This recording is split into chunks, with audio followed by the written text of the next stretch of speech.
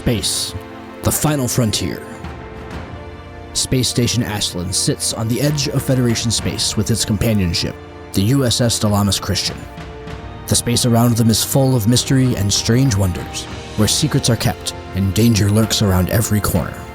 The crew of the Dilamus Christian must navigate treacherous waters as they work to protect the Federation. But as they peer into the unknown, they will discover that the line between friend and foe is not always clear. They will be tested like never before and will face challenges that will push them to their limits. Join us on this adventure as we explore the farthest reaches of space and uncover the hidden truths that lie within the shadows. Tabletop Journeys presents Star Trek Preservations.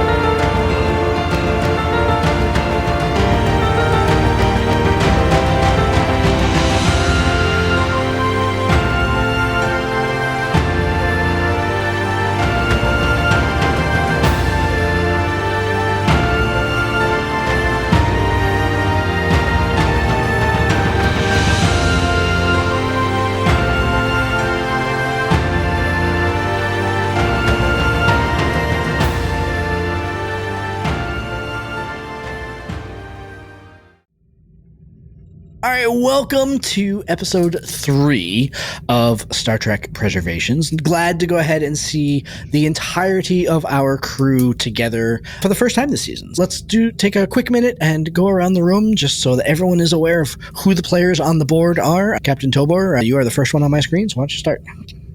Hi everyone, I'm Joe Harney and I am playing Captain Tobor, the Trill Commanding Officer of the USS Dilamus Christian, a Saber-class Federation starship. Excellent. Narila, you're next on my list. Hi, I'm Lacey Knudsen. I'm playing Narila Nealon, and I am our science officer. Mr. Najar. Glenn Myers, third host of Tabletop Journeys. I play Lieutenant Cmdr Najar. He is a half Betazoid, half human Chief Security Officer of the Dilamus Christian. He's a young officer feeling pretty nervous in this post, but he's up for the challenge, he thinks. All right, Mr. Ocean. Hi, I'm Adam Scaramella, and I play Ocean Chilzerzer. He is the Andorian first officer on the Dilamus Christian. Yeah. I do love how everyone gets about halfway through your name, and then it just sounds like... And Mr. Tanari. All right, I'm David Rideout. I'm playing Lieutenant Davidian Tanari, the Chief Engineer of the Dilamus Christian, who has yet to blow the ship up. Only by coincidence. The times that you have blown things up, the ship just hasn't been there. And the times that you have tried to blow up the ship, you have not succeeded. It's not really the same thing. So.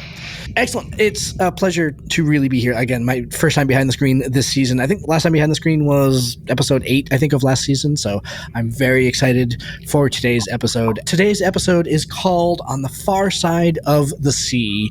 We are at stardate 57660.52, which for our intrepid listeners and our players will note is about 2 weeks after the end of the last episode, roughly. Najar, we're going to open with you this evening because you were away on an investigatory mission and are beginning tonight's episode with your rendezvous with the Dilamus Christian. You had taken the Eagle shuttle and have just now landed in Shuttle Bay 2 on the Christians. Let us begin. Who is the welcoming party that decides to meet Mr. Najar in the Shuttle Bay?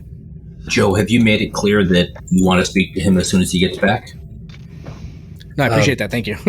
Yes, during this time, in fact, I'm sure Ocean and Sabian have had several conversations about everything that happened during the Epsilon incident in Transporter Room 2, and that Sabian definitely wants Najar as soon as he's back on board. If that's the case, then I will probably be down to meet Najar. All right, so when Najar's shuttle arrives, the XO is in the shuttle bay. Before we begin the conversation here, Najar, I had sent you some information ahead of time, and you had sent some questions back and forth, and one of them being how you were going to arrive, specifically in terms of what's going to be in the shuttle. So would you, if there's anything unusual or anything that Ocean would take note of, you can let us know now. Real quick, Josh. Sure. Actually, having remembered what the mission was, I would have actually sent him with the Nessie, because it has the medical facilities, Perfect. right? No worries at all. So he has the Nessie and not the Eagle. Okay. Forgive me for needing to remember this. The breakthrough that our intrepid engineer and science officer came up with, that was to detect an infestation of somebody. What did you guys end up figuring out? That was to detect the parasites, because apparently they have some subspace weirdness about them that makes them difficult to detect. So that we don't have to go around and be looking at the back of everyone's neck to see if they're infected. Yeah. And Ocean, you'd know that he'd need to get run through the Epsilon protocol again, so you'd have security team there. Oh, yeah, that's what I was actually going to... that's why I wanted to make sure that I was not speaking out of my butt on this. But now you have the handy-dandy new tricorders. Mm-hmm. Yep. They're freshly painted on racing stripes. So Najar, so let's begin when the rear of the Nessie opens. What does the back of the shuttle look like? Is there anything unusual aboard? So as the back of the shuttlecraft is being offloaded, the only thing of any real note beyond the standard equipment that we may have taken with us anyway for detection and investigation of the planet for the parasites, I think is what I was there for the parasites, right? Yeah, probably in general, like a general sense of investigation. You knew some things about the planet Tethys, but you were there investigating connection to the parasites. Yep. So there's some scientific equipment too, and not just the security equipment. Science Officer Lieutenant Dorai is offloading some crates of samples that they brought back, and if any of it has glassed open tops or open windows or whatever in the little boxes to be able to see what's inside of them. It looks like evidence of ancient civilization like you might find in an archaeological dig, with broken stone tablets and bits of tapestry and some instruments and tools made of bone and wood, something that might even be rudimentary medical equipment that they're offloading and bringing with them back to the science department. So when the rear hatch opens, the first thing that you will see is Lieutenant Commander Ocean standing there. There are 3 security personnel with him. All 3 of the security personnel are carrying the heavier phase rifles. They're not pointing them at you. And Ocean has a very business look on his face. Very stern. One at a time. Step out of the shuttle, please. I would say Lieutenant Dorai probably looks a little taken aback. They're probably unfamiliar with this new protocol. This is probably transferred to the ship around the same time that Narila did. They're somewhat taken aback by being greeted by such a strong security personnel. And so, yeah. Najar's eyes widen for a moment, but he doesn't lose his composure, and he says to the team that he's returning with, calm down. I expected there'd be some form of protocol. They have to make sure that we are who we say we are. Sure, yeah. Drops the crate. So as they come through one by one, I will scan them with our new tricorder. New tricorders, yep. And assuming that are we rolling against that, or is that? Yeah, but using a tricorder is like a 0 difficulty challenge. Okay. Yeah, I'll give you 1 roll. How many people did you bring with you, Najar? Just you said a couple of. So it was you and the science officer, and maybe a couple of other like low-level security lackeys. Yeah, so we just had a hostile interaction. This investigation is related to it. So for the most part, it was a security-heavy team, but a science officer or 2 whose self-defense and phaser certifications were up to date. Absolutely.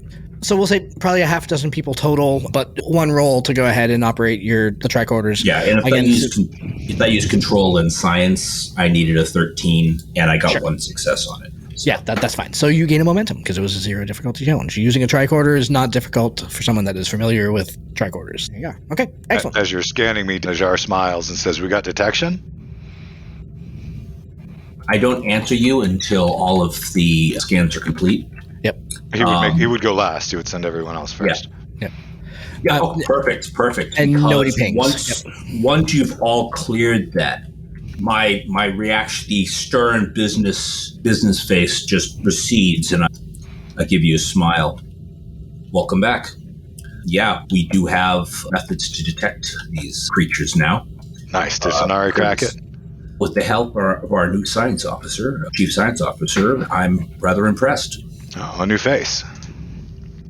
Yep, we'll meet you. However, before you meet her, the captain has asked to speak to you in private. Understood. I know at some point we'd have to debrief. Yeah. Is there anything here that needs to be secured? No, we did not detect anything beyond these effectively ancient artifacts. There was no sign of current active civilization, no sign of the parasites. We didn't bring back anything hostile. Oh, so sir, I would love to take these artifacts back to the science stations to begin examining them and see if we can figure out what's going on with them. Like, just it's a language we don't know. It's a civilization, culture we don't understand. I'd love to go ahead and see what the computers can make of it. So I will actually motion for one of the security officers to assist them with the offloading. The others will bring Tanari to wherever the captain is, and I will spend some time picking the brain of the lieutenant to find out what she's talking about. Sure. Najar, when you came up with Lieutenant Dora, are they a pre-existing cast member, or did you have we hadn't decided who my science officer was, so I named them on the spot. That's as far as I've gone. Okay, fair enough. No worries. Okay, Najar, you, I'm assuming, are escorted to the captain's quarters? It's less of an escort and more of a... He raises an eyebrow as the security guard. I'm not looking to just say, He raises his eyebrow as his own security guards fall in line behind him. And just as he's heading out of the room, he calls back to Lieutenant Dorai. Don't let your excitement make you forget protocol. Make sure you follow all decontamination and quarantine procedures and keep us safe. Of course, sir. Of course. And she'll stick around. Ocean, let's start with you as Najar is on his way to go see Captain to be assigned to quarters. Yeah, Lieutenant Commander, sir, what information can I provide you? How can I be of assistance? So what are we looking at here as far as you're saying that these are old artifacts? What brought them to your attention? You were there for a completely different purpose. We were trying to investigate this species that we were talking about and that we had these run-ins, and these artifacts. We didn't find an awful lot there is the thing, but there is a civilization that was on Tethys hundreds of thousands of years ago, and these artifacts, they seem to tie to them. They start gesturing at the crates and things like that. There's information about battles and their culture and information. There are instruments. They were a crude civilization, but I would love to go ahead and see what we can learn about them. We know that Tethys was important to these creatures. Understanding the species that they came into contact with may provide some clues as to why. No theories as of yet.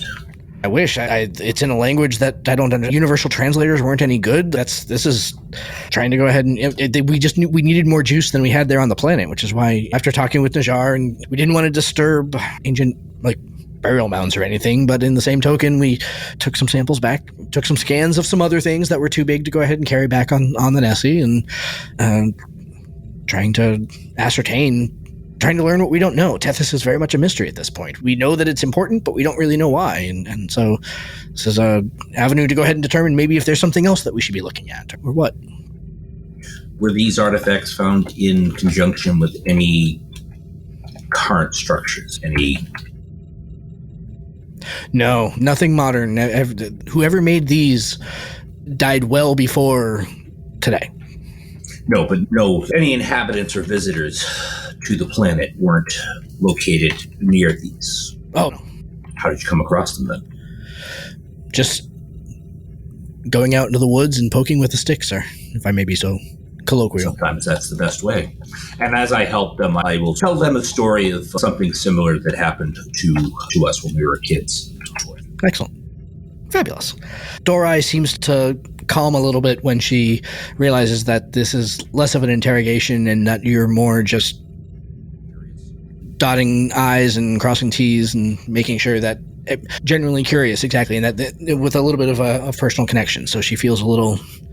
She calms down a little bit. You notice that her body language calms down a little bit. Ocean can be taught. As Chief Science Officer, you would be familiar with Lieutenant Dorai. So Lieutenant Dorai, with Ocean's help and some other security personnel, begin bringing 4 or 5 crates of basically archaeological materia into the science stations with the intention of basically running them through the computers to go ahead and try to make some sense of them. She basically relays the same story that she relayed to Ocean. Found this archaeological information. We don't have any idea what's going on. This seemed to be...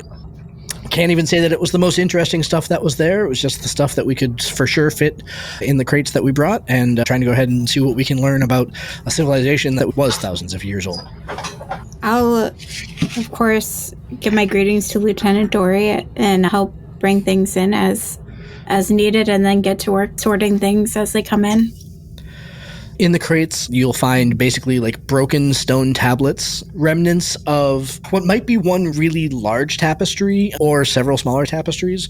A lot of what is on the tapestry, there are like unknown alien glyphs that don't seem to be scanning properly by any sort of universal translator, and seems to be a bunch of like crude figurines in classic era style, Greek or Roman style armor. So like chest plates and leg guards, stuff like that. Most of them aren't wearing like helmets or visors or anything like that. They're carrying rudimentary medieval type weaponry, so spears and swords, stuff like that.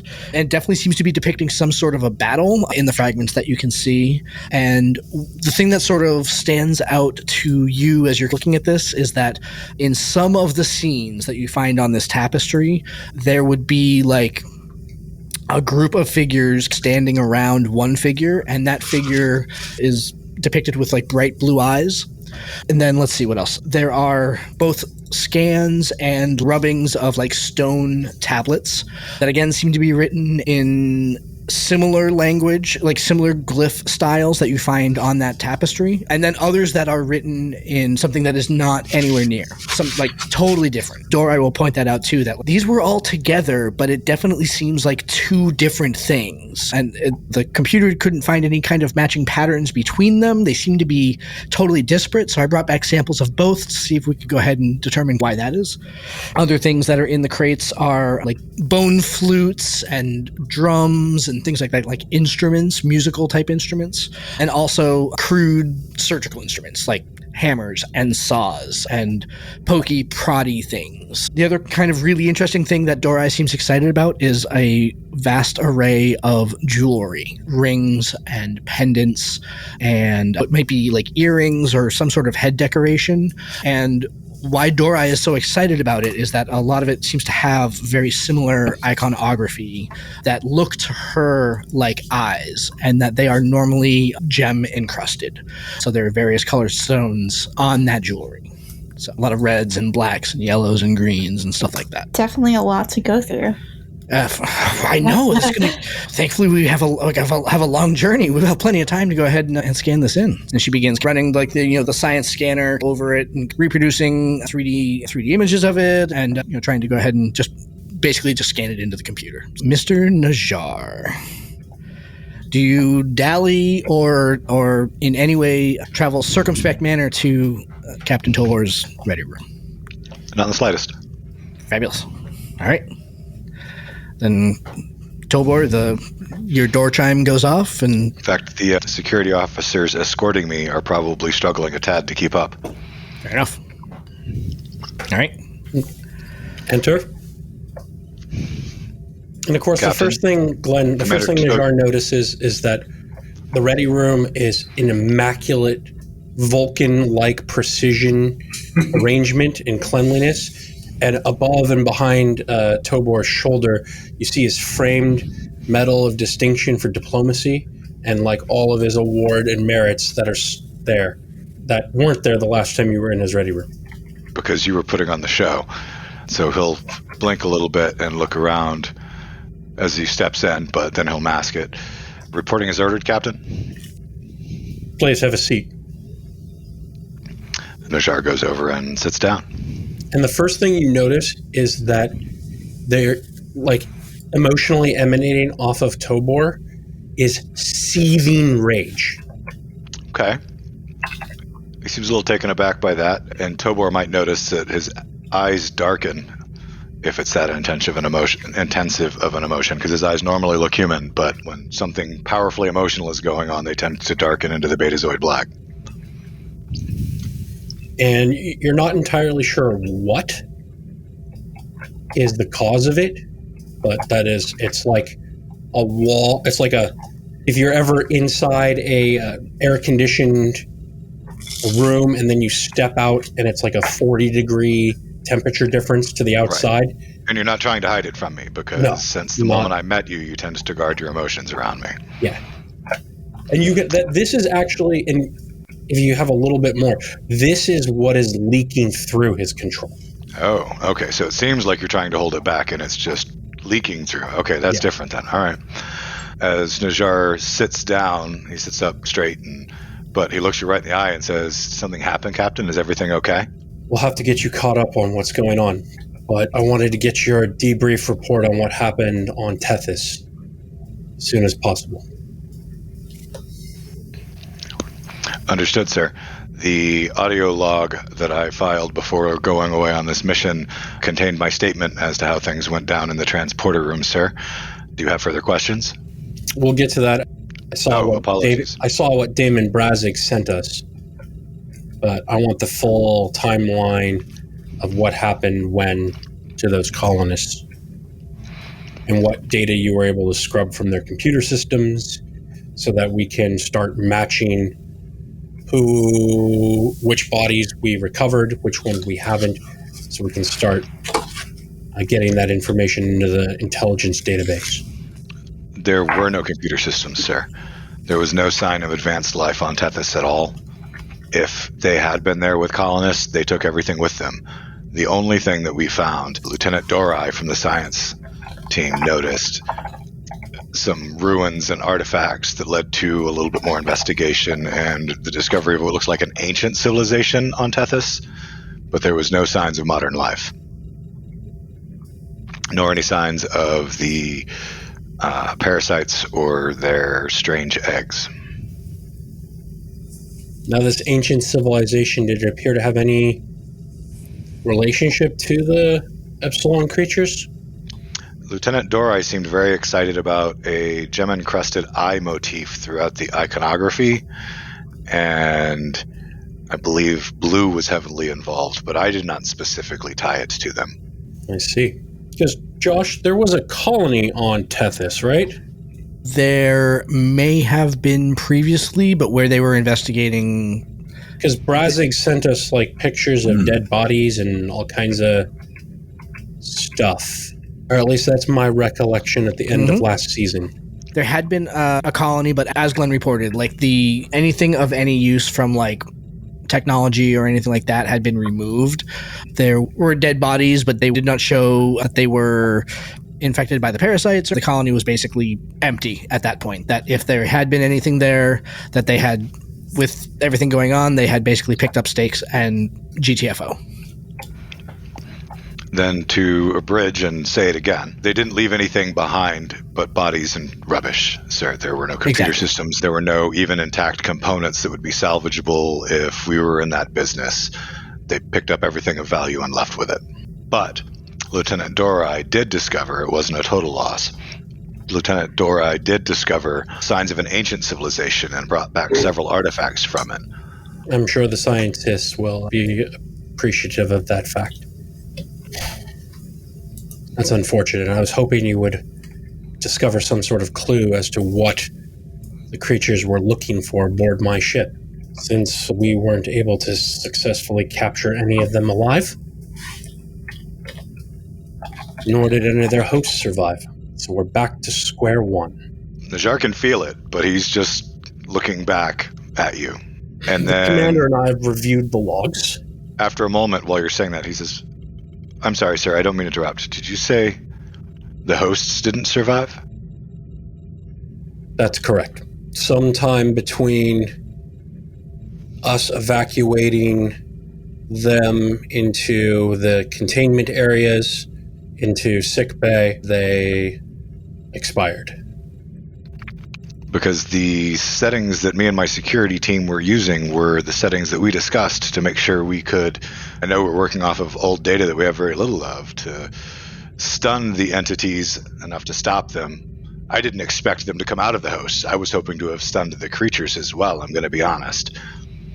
And there has been some theorization amongst those of us involved in the Epsilon project that these creatures have the ability to essentially poison their host as a spite thing when they leave, because we've been wholly unsuccessful in extracting the few specimens successfully. So I didn't kill them? Not to my knowledge. Because those Klingons had no idea what was going on. It wasn't their fault. No, our sites are so insidious.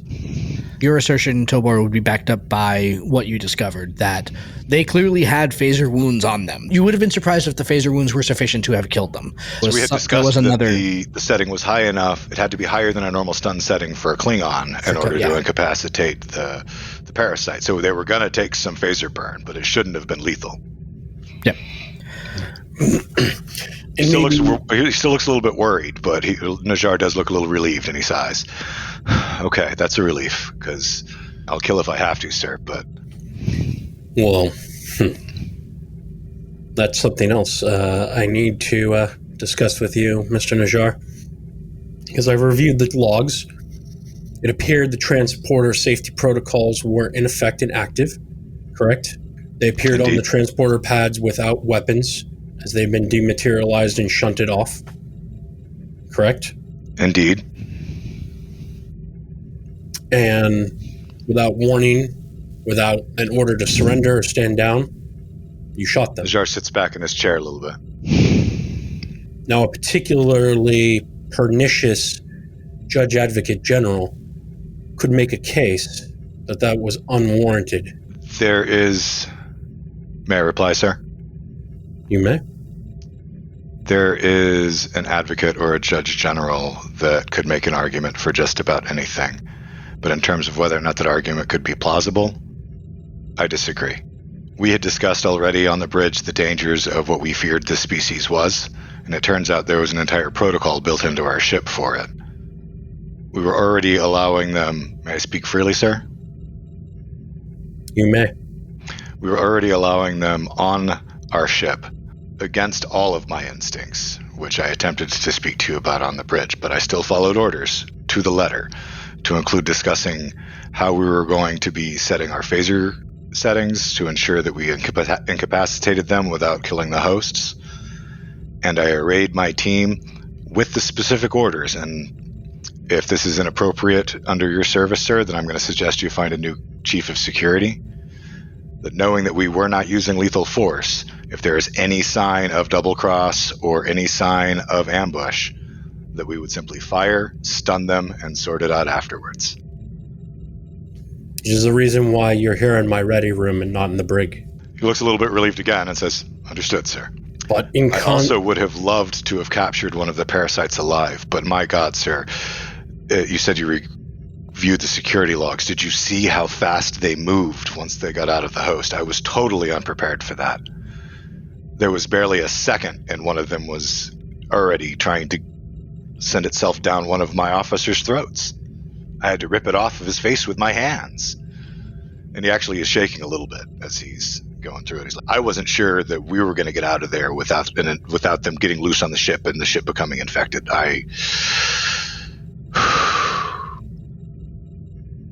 I stand by every decision I made. Very good. I know it went against all of your instincts to put the Dilamus Christian at risk, because it is your job to protect the ship, where it is my job to protect the Federation. That means hazarding this ship in order to find out the agenda of these creatures, which we had and still have very little understanding of what they want, what they're after. There was something on this ship that was so important to them that they willingly let me blow up 2 of them to get individuals on board. Have we figured out what that is yet, sir? Not yet. Which is why you're going to become one of the most unpopular members of this crew as we tear this ship apart, looking for what that is. Understood.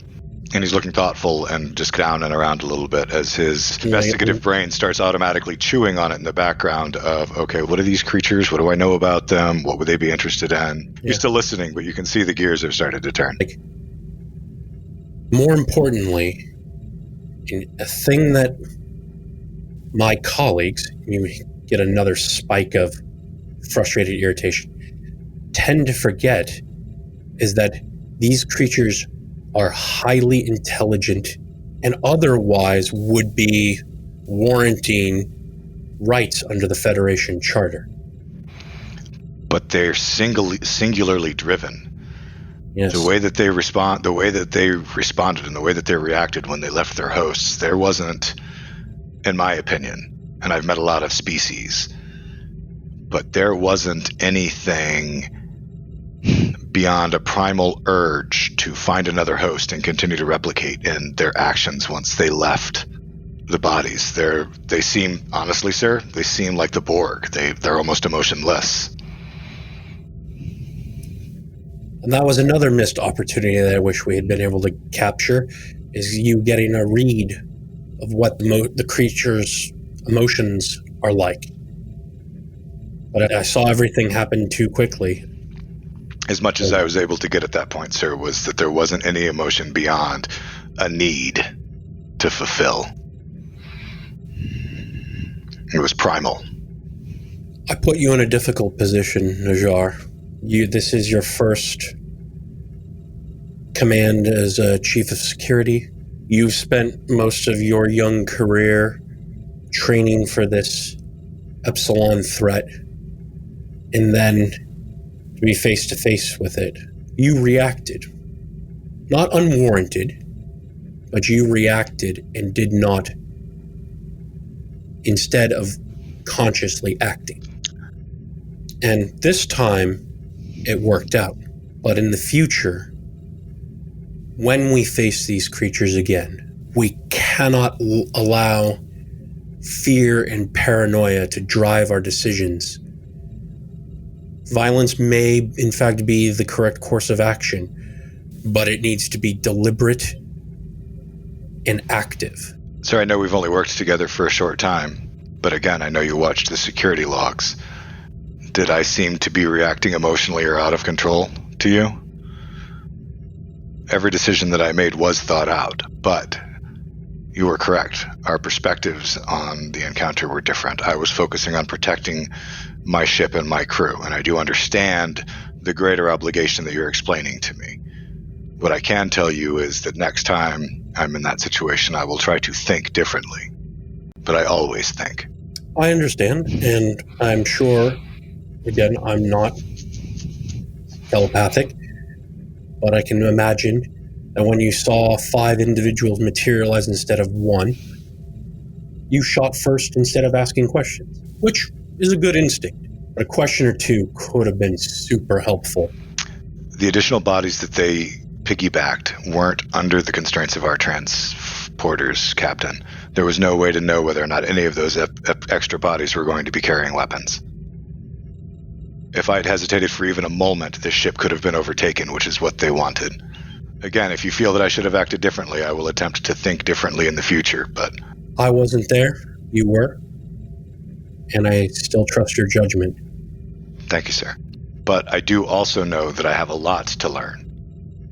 And I had not considered, as I said, at all, the greater obligation to Starfleet, and honestly, all of the races that we know should these things truly be able to replicate. And I will think differently in the future. Because I know that I have a unique perspective, having worked with the Commodore, my previous host, and now in this one again. I have a different perspective, and I understand the stakes a lot better than most. There's a reason why the Epsilon project only uses Nova-class and Saber-class ships. Because Starfleet Command has decided and determined that the loss of a crew of 45 is acceptable in dealing with these creatures.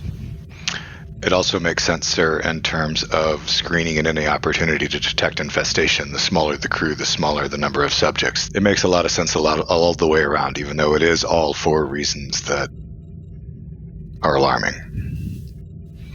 So, let's try not to give Tanari anything to be even more paranoid about. Not sure that's possible, sir. But I want you, as the tip of the spear of the Dilamus Christian, need to know the stakes we are facing. Because it's been theoretical until now. Now it's Understood. I was there on the bridge with you, sir, when I said I'm not sure those are Klingons. It was surreal. No, I knew they weren't Klingons the moment they started not acting like them. Get settled in. I know it's been a while since you've been with us. Your deputy chief is taking good care of everything in the meantime. But I know you want to check in, and we'll convene the senior staff tomorrow morning. Absolutely, sir. I'll basically just drop my stuff, my belongings at my rack, check in with my team, and immediately get to researching anything I can come up with for what they may be interested in on this ship. Very good. Thank you, Mr. Najar. You may go. Captain, thank you. Salutes and leaves. So, gentlemen, that was excellent. I would like you please to tell me if either of your characters have a value that supports the position that you took in that argument or discussion. I won't call it an argument. It was a discussion. I mean, one of my main values is the galaxy is a dangerous place. Mm-hmm. And Starfleet is more than the uniform. Making sure you have the right people in place. Yep. My applicable value, and yes, it is what I was acting from even at the time and the whole time we were working through building up the team for it, was my ship is my home and I am responsible for the safety of everyone aboard it. Excellent. Both of you get a bonus determination for the rest of the episode.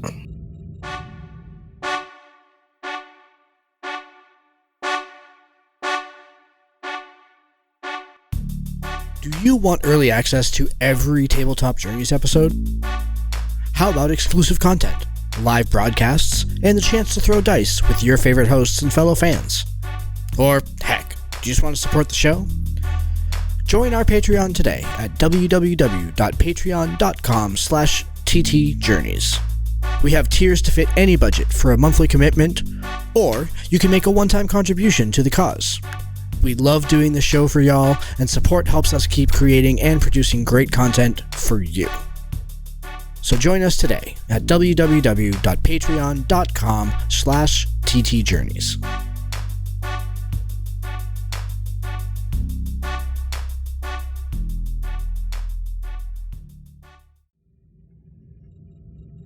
Narila, you and Dorai have been working through the artifacts that you've been witnessing here.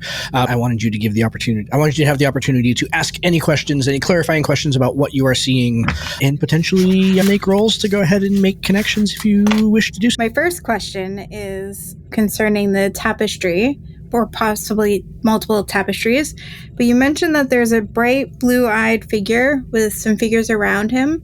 Correct. On the tapestry, is he the only blue-eyed figure, or are there multiple blue-eyed figures? There are multiple blue-eyed figures. However, every time a blue-eyed figure appears, it is the same sort of thing where they are surrounded, they are like encircled by other people. And it's almost, imagine that the tapestry was a roll of film, kind of depicting scenes as it moved from one side to the other. And so you see a blue-eyed person surrounded in a group of person, and then in the next part of the scene, same person, no blue eyes, and joining the circle, so to speak, and that sort of thing. So we can tell it's a possibly different person by like the other like clothing or maybe hair and things like that. So it's like the eyes are moving between people. No, not so much that the eyes. It's more that the person has blue eyes and then doesn't have blue eyes. Okay. Excellent question, though.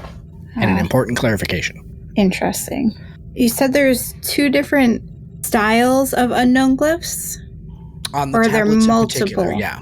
Nope, two in particular, and they seem wildly disparate. As far as you can tell, if you had any sort of talent or anything of ancient languages or anything like that would come into play, we could maybe let you roll. But as far as you can tell, it is two. And they are wildly different. Is there anything besides glyphs on these tablets? Imagery of any sort? Or are the tablets, or are they colored in any way? Different, like maybe different materials? Similar material, which Dorai, as you're looking at that, she would say, yeah, this sort of slate material is very common in the area that we were excavating. It seems like they just went to their natural environment to recover these. It's they're not colored now, and it's impossible to tell if they were colored at one point. So could there have been pigment applied to them? Entirely possible, but they're really old, so there's really no direct visual evidence of that happening. But they do seem to be writing, as much as you can tell. There doesn't seem to be any sort of pictographs or any sort of pictures. They do seem to be writing. And while the language is wildly different, it seems to have the same characteristics of what a language would look like, right? Written on lines, probably goes one direction or the other, kind of either left to right or up or down, or how you orient the tablet. It's tough to go ahead and say what's the proper orientation on the tablet, but it does seem like writing, and it seems to be organized in the way that written language would be.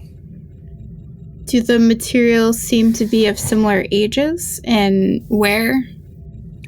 Dorai will report that they were found like in the same archaeological site. So it's like they were like interspersed together.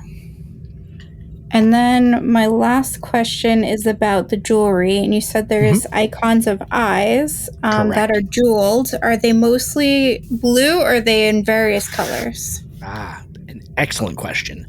There are no blue jewels on the jewelry. Okay. I think I have to mull over some of that information. Fabulous. But I will share it with Tanari next time I see him.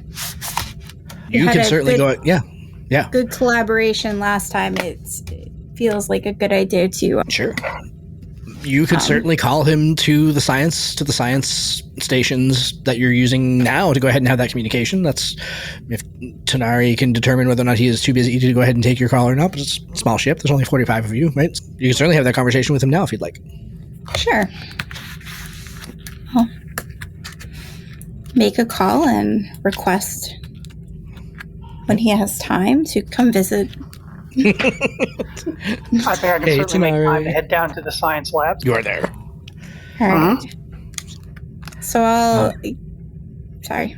Oh, no, I was going to say, Tanari, you haven't seen these yet, but again, you walk into the science office, and you basically see, at this point, it was probably several open crates with various artifacts strewn on tables, and science personnel scanning them in with, like, hand scanners and stuff like that. Okay. And I'll give you a brief rundown of what's going on. These recently came in from Lieutenant Najar's recent expedition, and he recently arrived. I haven't personally seen him yet, but I'll point out some of the things that I noticed on these, getting right to business. And I'll share about the tapestries, the eyes, how it seems that the figure is going blue-eye to not blue-eye. Not sure if any of this means anything to you, but I thought I would bring you in so you could take a look as well. Well, I appreciate it. I don't know if I have any theories yet. I can certainly help you get some scanners going, see if we can't scan the relative ages of these things. I think that would be great. Relative ages is definitely something that I'm thinking about as I'm looking at some of these, and I'll point out the different glyphs styles.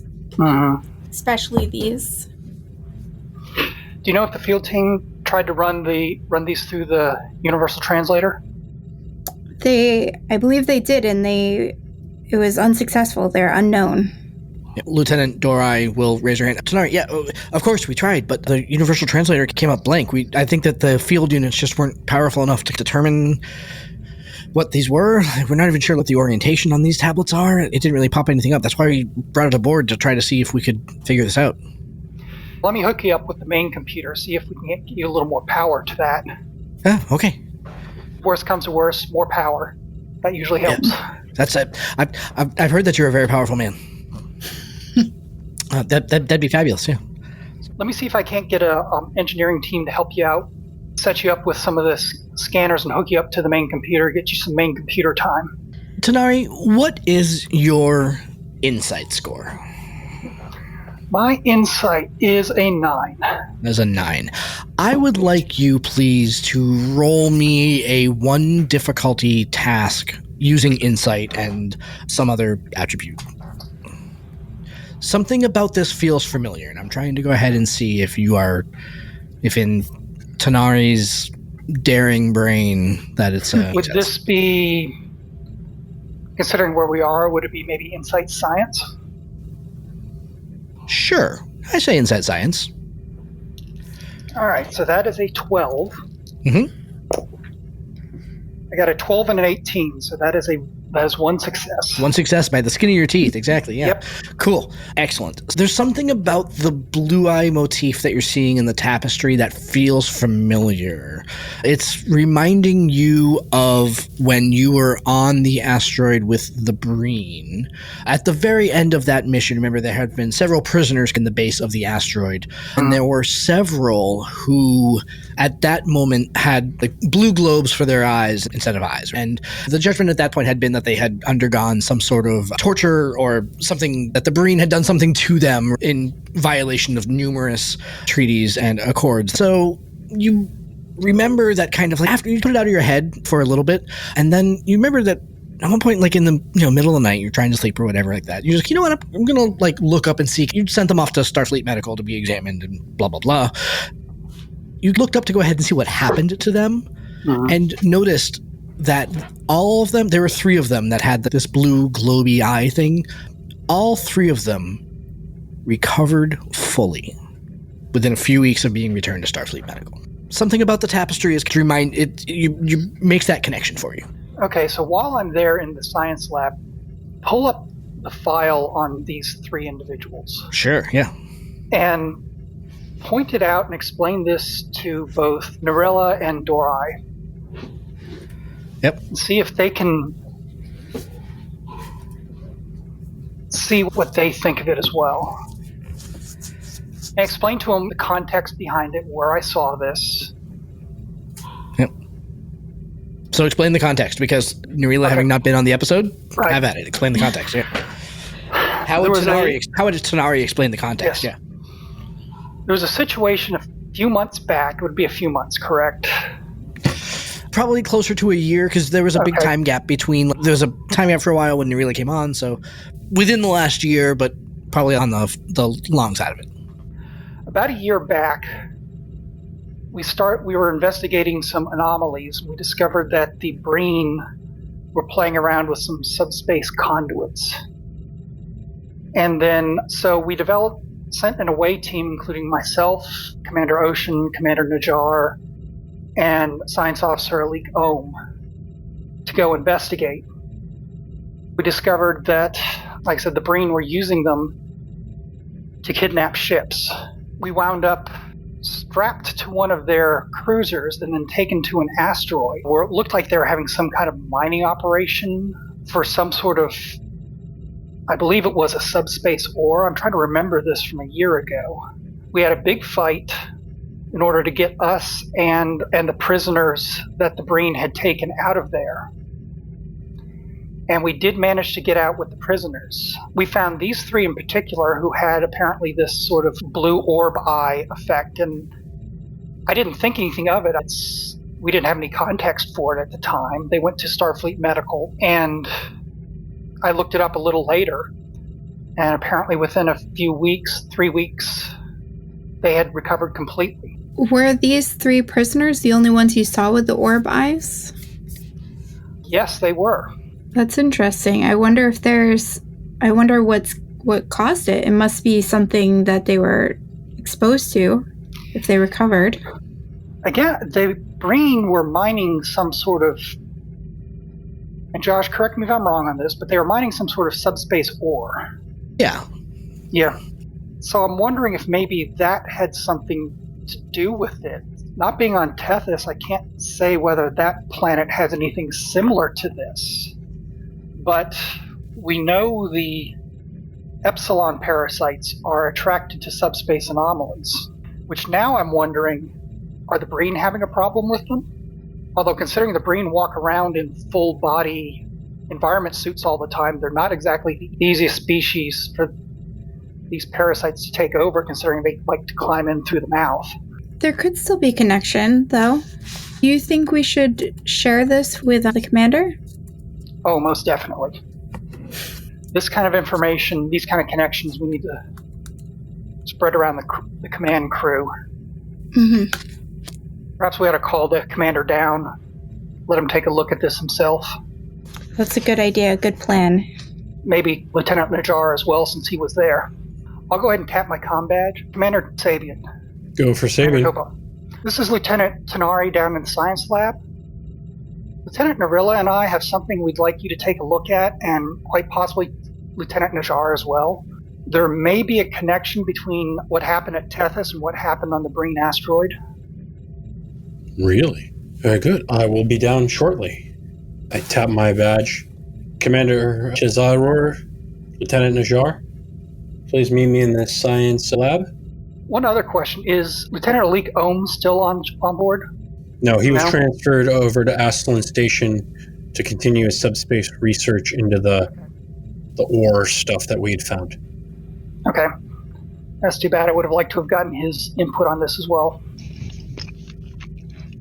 Najar, Ocean, do you guys make your way to the science lab? Of course. Najar sighs a little bit because he'd made it through dropping his stuff off. He'd just finished checking in with his team and had barely made it out of that office to go start working on the new mission the commander had given him, and changes direction and heads towards science. No rest for the weary. Glenn, the information that you shared with the commander about your empath read on the infected Klingons, has that been made apparent? Have you shared? Is that now in a report? The specific part about once they left the Klingons, because that's when... No, the phrase that you had said that they didn't really have any emotions, they just had a primal need. The Klingons were very emotionally repressed. Yes. And I think that was the emotions of the Klingon being repressed by the parasite. But once the parasite was free of the Klingon body, that's when the primal need came. And that was a primal need to get into another body or find a way to escape here so it could get into another body. And that's all that was coming off of it. All right, cool. Thanks for the clarification. But in answer to your question, yes, anything, even from his emotional extra senses that Najar feels is important and related, he puts in his reports. So you would know this. You all converge on the science department. Tanari, I'm assuming you and Narila basically relay all the information, consider you all caught up. Yeah, and I'll put up some visuals of those 3 aliens from the asteroid with the blue eyes and have next to it some pictures of the tapestry. Well, that is. How artistic, Najar, Ocean, and Tobor, how much artistry or appreciation for the arts do you have? I have focus art. Yeah. Najar, you definitely see... Oh, yeah, no, totally. Like blue eye, blue... Yep, totally. Yep. Absolutely. You can definitely see why the connection is being there. See that connection because I don't? It's not that you don't see the connection. It's more just like a little bit more tenuous. Like you believe them that they see the connection. Trying to understand. Yeah. I don't have a huge interest in art. So does that mean that I do or do not see the connection? It's maybe a little bit more tenuous for you. Here's the question. Would you, if Tanari said, hey, look at this tapestry and look at these 3 aliens, they all had blue eyes, how would you feel about that connection? You tell me. Fair enough. 1 baby in 4 has blue eyes. Heck, more, because most babies start with blue eyes and then they change colors before they hit 2 years of age. That seems a little tenuous. These were in totally different quadrants, weren't they? Are we sure that's the order? The unusual thing is, I checked in with Starfleet Medical about 3 weeks later. Apparently, and I'll flip up a picture of these aliens after the recovery, and their eyes went back to normal. And they made a full recovery? Yes. Our medical scans said they were effectively brain dead. Yep. That's weird. Perhaps it was prolonged exposure to whatever it is that they mined on that asteroid. Now I wish we had been able to scan them with Tanari's new tricorder at the time, instead of just regular medical tricorders. Yeah, I know.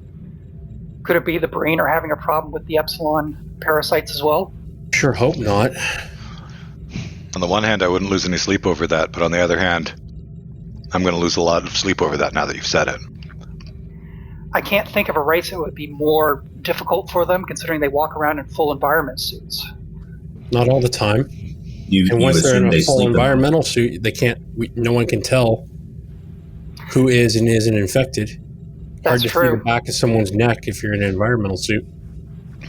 Mm-hmm. Speaking of, does anybody know if plans for Lieutenant Nurila's and Lieutenant Tanari's device to be replicated and distributed to all allies and sentient races of the Federation?